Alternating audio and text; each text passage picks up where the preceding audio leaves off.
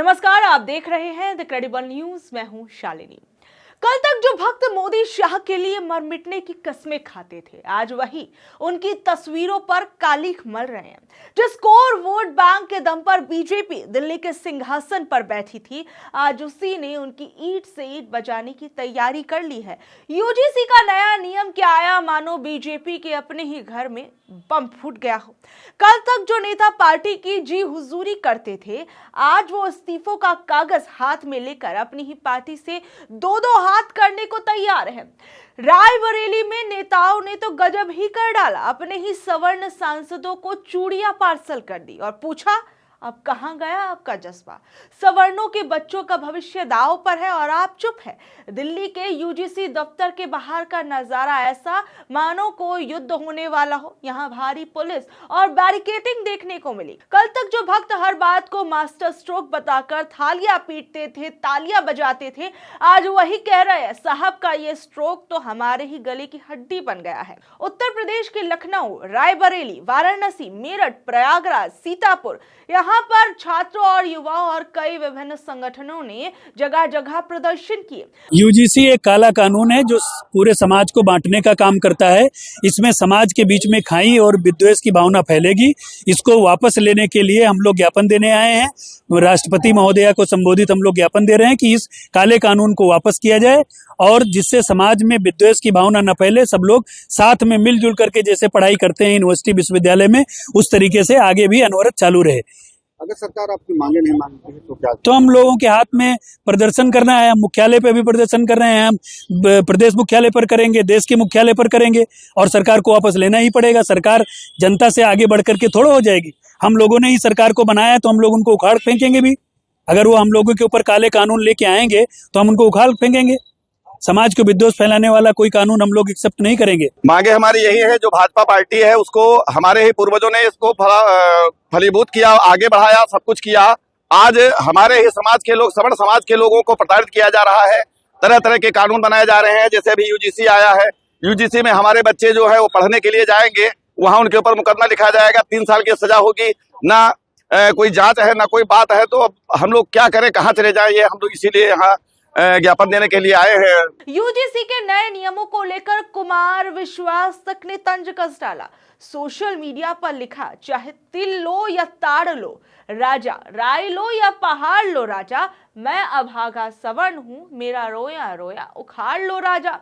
Party के अंदरूनी हलकों में इसे राजनीतिक आत्मघाती कदम कहा जा रहा है, क्योंकि उत्तर प्रदेश जैसे राज्यों में सवर्ण समाज बीजेपी का बड़ा समर्थक रहा है। नेताओं का ये कहना है कि ऐसे नियम युवाओं को प्रभावित करेंगे, जिससे पार्टी को चुनाव में नुकसान हो सकता है। लखनऊ के बख्शी का तालाब क्षेत्र में पार्टी को बड़ा झटका लगा है। कुम्हारवा मंडल के महामंत्री अंकित तिवारी ने अपने पद से इस्तीफा दे दिया और साथ ही में उनके साथ 10 से ज्यादा अन्य पदाधिकारियों ने भी सामूहिक रूप से बीजेपी पार्टी ही छोड़ दी। उनका कहना है कि बीजेपी अपने आदर्शों दीनदयाल उपाध्याय और श्यामा प्रसाद मुखर्जी की विचारधारा से ही भटक गई है। उनका कहना है कि ये नियम सवर्ण समाज के बच्चों के भविष्य के साथ खिलवाड़ है। वहीं यहां पर नेताओं की 2027 के यूपी विधानसभा चुनावों को लेकर भी चिंता सामने आ रही है। बीजेपी के कई वरिष्ठ नेता और विधायक चेतावनी दे रहे हैं। 2024 के लोकसभा चुनावों में पार्टी की सीटें कम हुई और अब इन नियमों से सवर्ण वोट बैंक भी छिटक सकता है। उनका डर है कि यह नियम सामान्य वर्ग के छात्रों के दमन का हथियार बन जाएगा। रायपुर और बलरामपुर जैसे जिलों में भी किसान मोर्चा और अन्य स्थानीय नेताओं ने इस्तीफे दे डाले। राजपूत संगठन करनी सेना ने भी इस मामले में दखल दिया और कहा कि अगर सरकार ने ये नियम वापस नहीं लिए तो पूरे देश में बड़े पैमाने पर विरोध प्रदर्शन किए जाएंगे। और बरेली के सिटी मजिस्ट्रेट अलंकार अग्निहोत्री ने इसी मुद्दे पर विरोध जताते हुए अपने पद से ही इस्तीफा दे डाला। एक बार सुनिए वो क्या कुछ कह रहे थे। पहले संदेश भिजवाया था कि हम यहाँ पे आपसे मिलने आ रहे हैं। अभी कथित कारणों से बोला गया कि नहीं आएंगे, लेकिन जब वो आएंगे समय निकाल के आए। हमें वही क्वेश्चन पूछना है कि उनका कौन सा आका था जिसने बोला था कि साला पंडित पागल हो गया। मुझे उनका क्वेश्चन पूछना है। सर, धरने से उठा के अंदर ले गए थे आपको? हाँ, वो पहले उन्होंने मैसेज भेजा था। हमें लगता है धरना जो है उसको खत्म करने के चक्कर में वो एक उनकी साजिश उनकी हो सकती है। आपको तमाम जगह जगह उसका समर्थन मिल रहा है, लग रहा है कि हमारे 6 राज्यों के विभिन्न सवर्ण संगठन, विभिन्न ब्राह्मण सभाएं सब संपर्क में हैं। बहुत सारे लोग हैं, यहाँ जनप्रतिनिधि हैं, उन्होंने सहानुभूति दर्ज की है कि जो यूजीसी रेगुलेशन जो आ रहा है, जो 2026 का 13 जनवरी को जो भारत सरकार के गजट पे आया है, वो बहुत देश को खत्म कर देगा। और इसी के अलावा जो सनातन संस्कृति का जो चोटी और शिखा चीज का जो बटुक ब्राह्मणों का जो अपमान किया गया माघ मेले प्रयागराज में, उसके लिए भी सभी जो संगठन है सभी ने समर्थन दिया है और सभी लोग हम लोग एक है और आगे समाज मिलकर आगे की रणनीति पूरे में समर्थन मिल रहा है आपको और तमाम जगह से फोन कॉल्स भी आपके नहीं। इस समय देखिए सरकार अल्पमत में आ गई है। इस समय सरकार में संवैधानिक मशीनरी विफल हो चुकी है। सरकार एक विशेष विचारधारा के साथ काम कर रही है और विरोधी विचारधारा है। मैं भारत के माननीय प्रधानमंत्री जी श्री नरेंद्र मोदी जी, भारत के गृह मंत्री जी हैं अमित शाह जी और भारत के माननीय राष्ट्रपति महोदया, उनसे संयुक्त रूप से आग्रह करूंगा कि जो यहाँ पे जो गवर्नर मैम है उत्तर प्रदेश, उनसे तुरंत रिपोर्ट लेके यहाँ पे राष्ट्रपति शासन लगाएं और यहाँ की जो मशीनरी संवैधानिक तंत्र विफल हो चुका है उसको तुरंत जो है उसका बहाल करें। अलंकार जी को निलंबित कर दिया गया, उनके सरकारी आवास को भी खाली करा लिया गया है।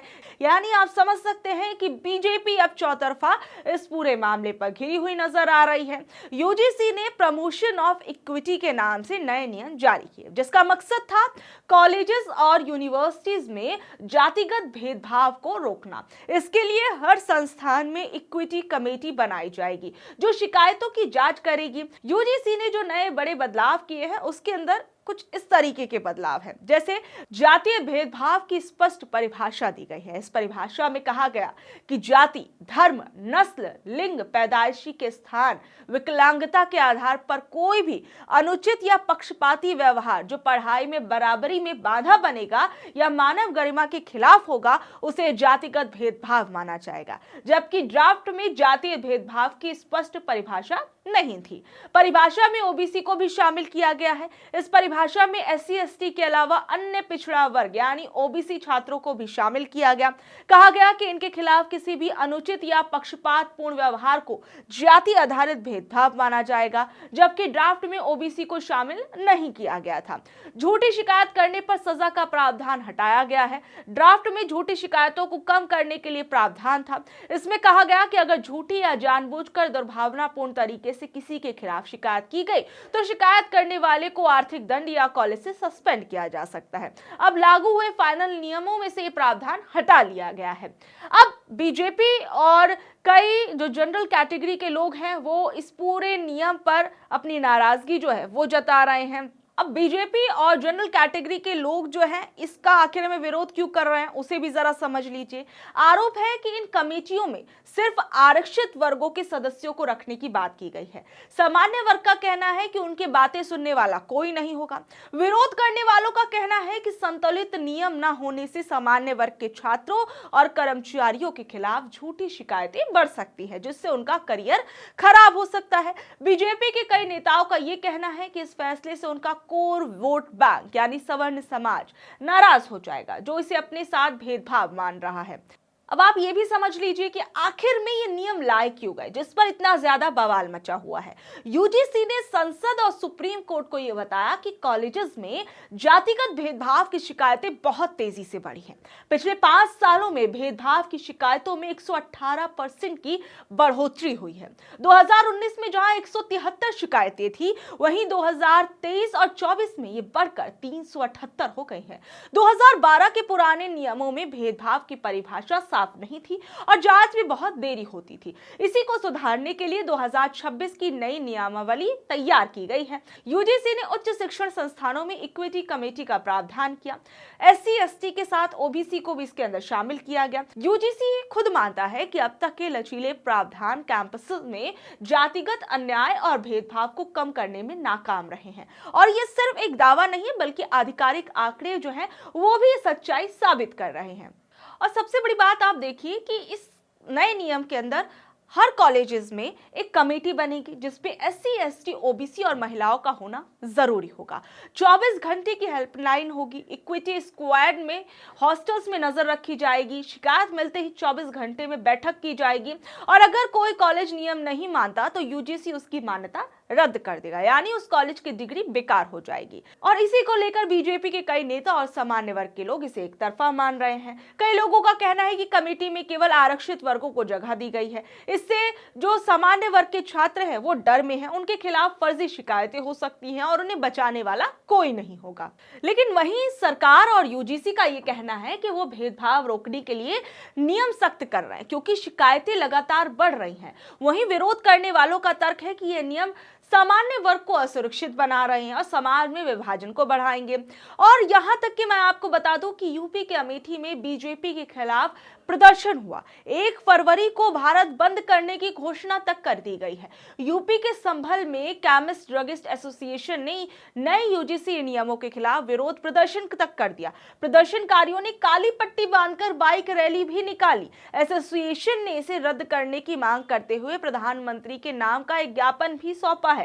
नए यूजीसी कानून पर पहली बार शिक्षा मंत्री धर्मेंद्र प्रधान का भी एक बयान सामने आया है। वो ये तो कह रहे हैं कि इस नियम के जरिए किसी के साथ कुछ गलत नहीं होगा, लेकिन अभी सरकार ने इसे वापस लेने के कोई संकेत तो नहीं दिए हैं। एक बार आप सुनिए कि धर्मेंद्र प्रधान क्या कुछ कह रहे हैं। इसमें मैं एक बात बहुत विनम्रता से आश्वस्त करना चाहता हूं, किसी को उत्पीड़न होने नहीं दिया जाए, कोई भेदभाव नहीं होगा, कोई डिस्क्रिमिनेशन के नाम पे किसी को भी मिसयूज करने का अधिकार नहीं रहेगा।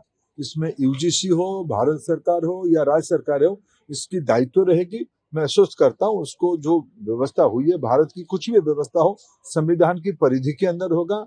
और ये जो विषय आई है, ये तो सुप्रीम कोर्ट की निगरानी में व्यवस्था है। इसमें आश्वस्त मैं फील करना चाहता हूँ, कोई भी किसी के ऊपर भी अत्याचार या किसी को भी भेदभाव नहीं किया जाएगा। तो बहरहाल यूजीसी के इस नए नियम को लेकर बीजेपी के अपने लोग, बीजेपी के अपना जो कोर वोटर है वो उसके विरोध में उतर आया है। कई जगहों पर देश के इसका विरोध देखने को मिल रहा है। कई हिंदू संगठन जो हैं वो इसके विरोध में आ गए हैं। अब जिस तरीके से बवाल ये बढ़ता जा रहा है, वो आने वाले समय में बीजेपी के लिए कितना नुकसानदायक होगा, ये अपने आप में देखने वाली बात रहेगी। बहरहाल जिस तरीके से इस नियम के अंदर जो सुधार किए गए या पहले इस नियम के अंदर जो कुछ था, उन तमाम चीजों को आप कैसे देखते हैं, नापते तोलते हैं, नीचे दिए कमेंट बॉक्स में जरूर बताइएगा। और ऐसे ही अपडेट से जुड़े रहने के लिए देखते रहिए द क्रेडिबल न्यूज। मैं हूं शालिनी, धन्यवाद।